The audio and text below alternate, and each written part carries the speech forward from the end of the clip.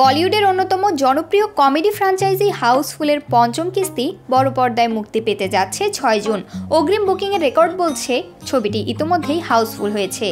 সাজিদ নাদিয়াদওয়ালা প্রযোজিত এই কমেডি ছবিটি পরিচালনা করেছেন তরুণ মনসুখানি, যিনি ১২ বছর পর পরিচালনায় ফিরলেন হাউসফুল ৫-এর মাধ্যমে। ছবিটি ঘিরে ইতিমধ্যে দর্শকদের মধ্যে তুমুল উত্তেজনা তৈরি হয়েছে। মুক্তির আগেই অগ্রিম বুকিংয়ে বিক্রি হয়েছে ২৪,২৩৮টি টিকিট, যা থেকে আয় হয়েছে প্রায় ৮৭ কোটি ৮৪ লাখ রুপি।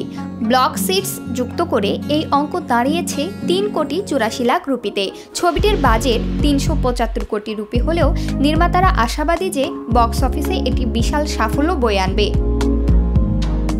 অগ্রিম বুকিংয়ের বিচারে হাউসফুল ৫ ইতোমধ্যেই পিছনে ফেলেছে সিকান্দার, ছাওয়া ও রেড ২ এর মতো বড় বাজেটের ছবি। কর্ণাটক, মহারাষ্ট্র, দিল্লি, জম্মু কাশ্মীর, গোয়া ও গুজরাটে সবচেয়ে বেশি টিকিট বিক্রি হচ্ছে বলে জানা গেছে।